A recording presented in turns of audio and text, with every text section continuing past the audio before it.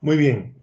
El tercer pilar de esta lección, o la tercera corriente de esta lección, sería la ética comunitarista. ¿En qué consiste la ética comunitarista? Voy a decir algunas cosas brevemente.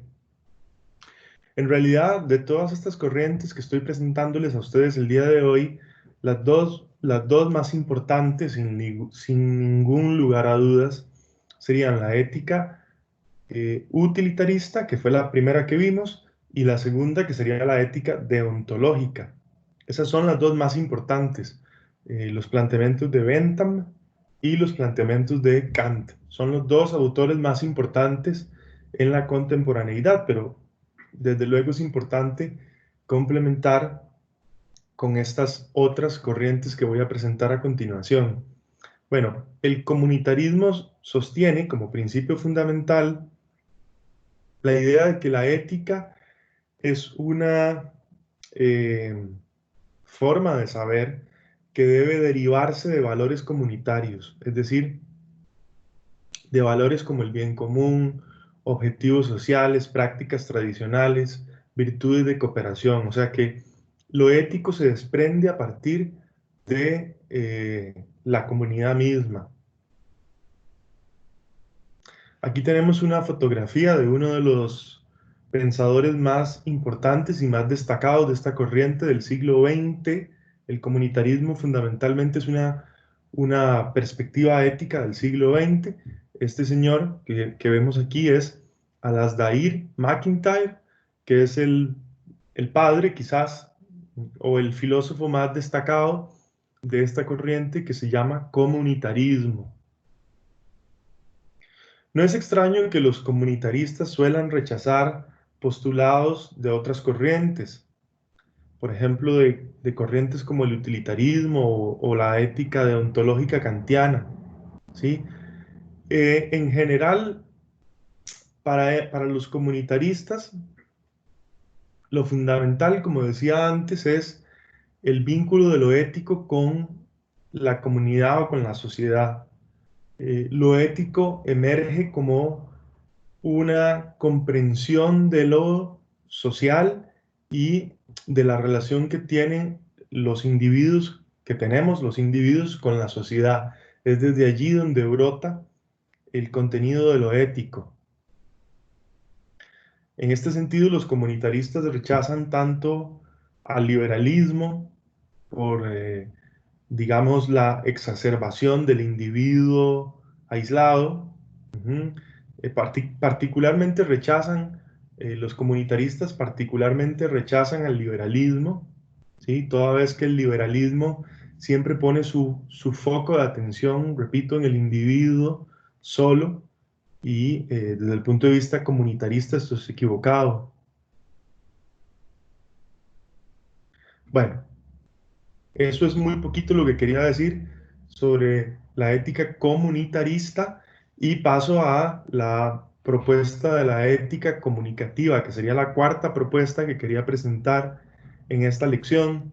Esta propuesta está animada por dos grandes pensadores de origen alemán, Karl Otto Appel y Jürgen Habermas, que en la Universidad de Frankfurt, en Alemania, en los años 70, desarrollaron una propuesta que ellos llamaron ética comunicativa. ¿En qué consiste la ética de la comunicación? Bueno, ellos le llamaron también ética discursiva, ¿sí?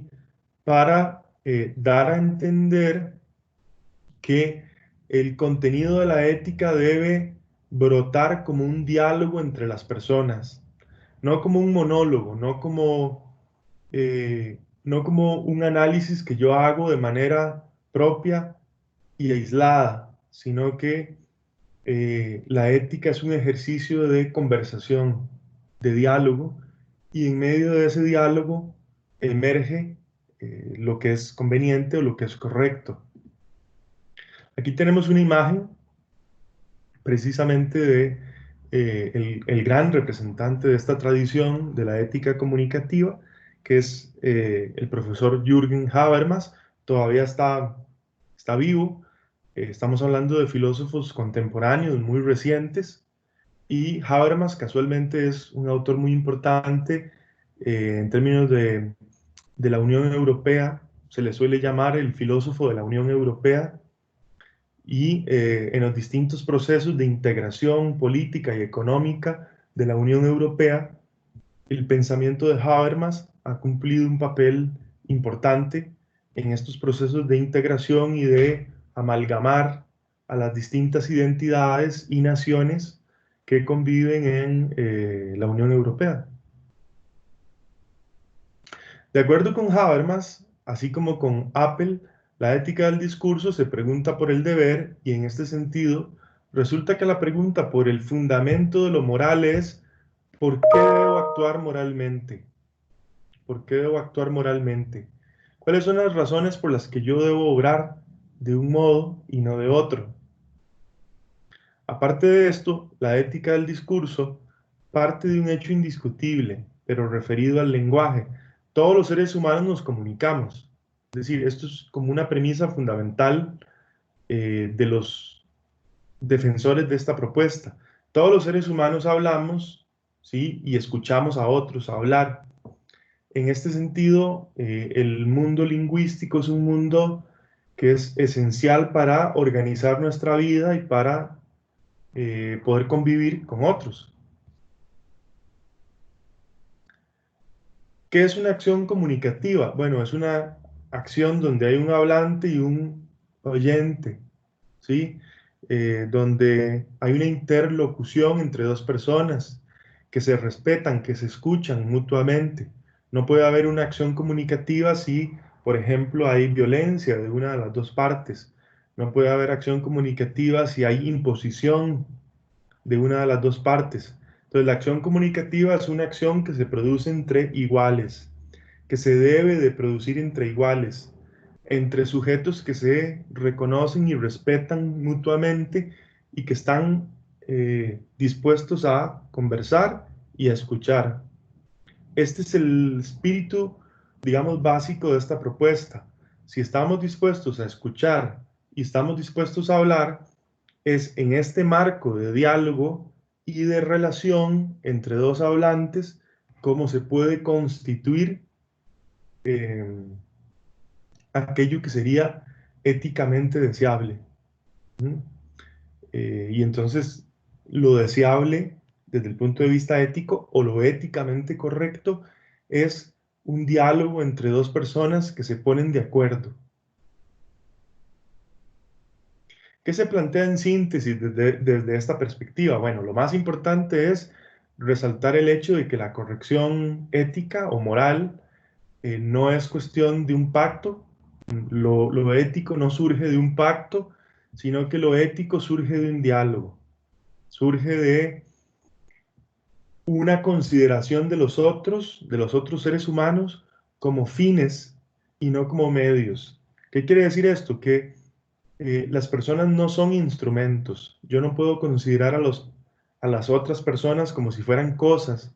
Yo no puedo considerar a los seres humanos como si fueran meros instrumentos para que yo alcance un fin, sino que yo debo de considerar a los demás como sujetos que merecen respeto y consideración y que por ende eh, estamos todos en un mismo plano y eso quiere decir que podemos conversar y podemos llegar a acuerdos sin que una de las dos partes se imponga a la otra de manera violenta o de manera arbitraria. Ujú. Bueno, esto es lo que quería decirles durante esta clase de esta semana y espero que el material les resulte interesante para entender precisamente las grandes corrientes de la ética contemporánea y con esto entonces empezamos a de nuevo avanzar sobre contenidos nuevos de nuestro seminario. Les agradezco mucho por la atención y quedo a la espera de todas las inquietudes y todas las dudas que puedan existir al respecto de esta clase número 6. Chao.